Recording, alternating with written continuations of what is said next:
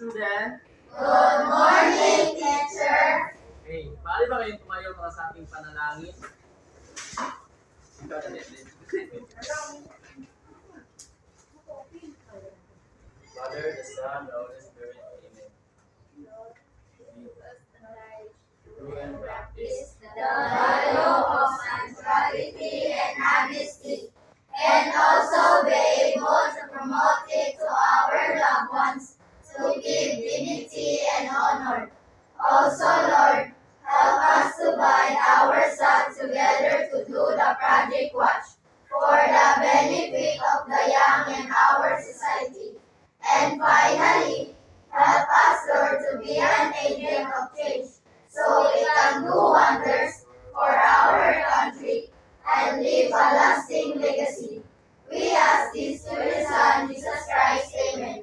In the name of the Father, the Son, and the Holy Spirit. Amen. Okay. Thank you. Before we start, please allow me to introduce myself. Ako nga pala si Teacher Christian, or tawagin po akong Teacher Chan. At bago tayo magsimula sa ating lesson ngayon, ay meron akong inahandang energizer. Pwede pa kayong tumayo para sabayan niyo ako? Okay. Ikaw dali, sabay sa dali. 1, 2, 3, go. Up and down and clap, clap, clap. Up and down and clap, clap, clap. Clap to the right and clap to the left. Turn around and clap, clap, clap. Up and down and shake, shake, shake. Up and down and shake, shake, shake.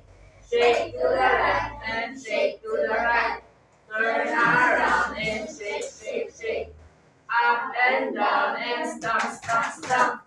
Up and down and stomp, stomp, stomp. Stomp to the left and stomp to the right.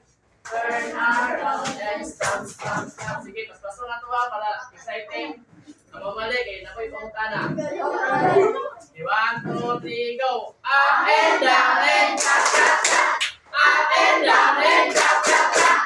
Clap to the right and clap to the right. Turn around and clap, clap, clap. Up and down and shake, shake, shake. Up and down and shake, shake, shake. Shake to the right and shake to the right. Turn around and shake, shake, shake. Up and down and stomp, stomp, stomp. Up and down and stomp, stomp, stomp. Stomp to the left and stomp to the right. Turn around and stomp, stomp, stomp. Okay, all done na naman. Hindi ko na malingkod. Aling tula. Ano ngayon mga magandang tula natin ngayon? Okay. I came to a place full of strangers. Being cautious cause it felt like danger. I am suddenly wanting someone to come over, so I could hide behind and cover. But needing someone that helped me to start over. Those people were my life changers, encouraging me to improve, and I want something to prove. Thinking of a year full of boomer, not expecting something next year. Realizing this place is safer, and a beauty of things that I discovered. This journey is worth more than the story of a lover. Making a friends that treats me better. Finding a new home and family members. I promise to keep these memories forever. Sige, sabay-sabay na basaho na. 1, 2, 3, go. I came to a place full of strangers. Being cautious was felt like danger. I am standing wanting someone to come over, so I could hide behind and cover. But meeting someone that helped me to start over. Those people were my life changers, encouraging me to improve, and I want something to prove. Thinking of a year full of boomer, not expecting something nice. Realizing this place is safer, and the beauty of things that I discovered. This journey is worth more than the story of a lover. Making friends that treats me better.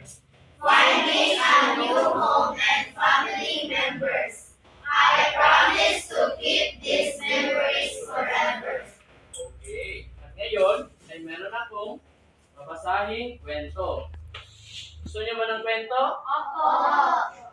Ang pamagat ng ating kwento ngayon ay si David and Goliath.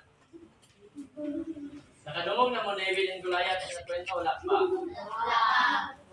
David and Goliath. David, the son of Jesse, was a shepherd boy that was the youngest of these brothers. Isa itong shepherd boy? Si David. There was a mean man named Goliath who was over 9 feet tall. He was a Philistine that was going to battle against Israel. Everyone feared this tall giant and did not want to fight him. Inside itong giant tall? Si Goliath. Okay. But David was not scared of Goliath because he had killed a bear and lion before. Others did not think that David could fight and win against Goliath. But David knew that the name of the Lord with him, and when he killed the lion and bear. David went a brook and guarded of 5 small stones. Pila ito ka bato gikuha ni David? 5. To kill Goliath. Goliath was disturbed that this kid had come to him to fight. Him with nothing but a sling. Ano sa gigamit ni David? Sling. David yelled out to Goliath, "To come to me with a sword and spear, but I come to you in the name of the Lord." David spoke out that would kill Goliath, and that everyone would know that there is a God that can help you in time of need. He faced Goliath when no one else could and killed him with a sling loaded with 1 stone. Bilang ito ka bato? 5. Karon gigamit ni David, bilang ang mo giikon ni Goliath? 1. He hit the giant right in the middle of forehead. Asa na iko si Goliath? Sa agtang. Sa tira ni David, no? He filled the ground, and David ran over and grabbed the sword of Goliath, and cut his head. Of that day was a day to remember that God is there if you just trust Him to help you. When your circumstance looks bad and it seems like there is no way around something, just look up and call upon the name of the Lord, and He will save you. Ask, and you shall receive. Sabtan ba ninyo mga bata? Okay, kung nasabtan ninyo, na ako'y pangutana.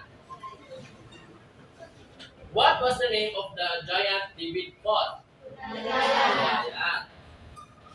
What did David use to fight the giant? Sling. Did God help David defeat Goliath? Yes. Okay. Ano ba kayo tumayo pa sa ating closing prayer?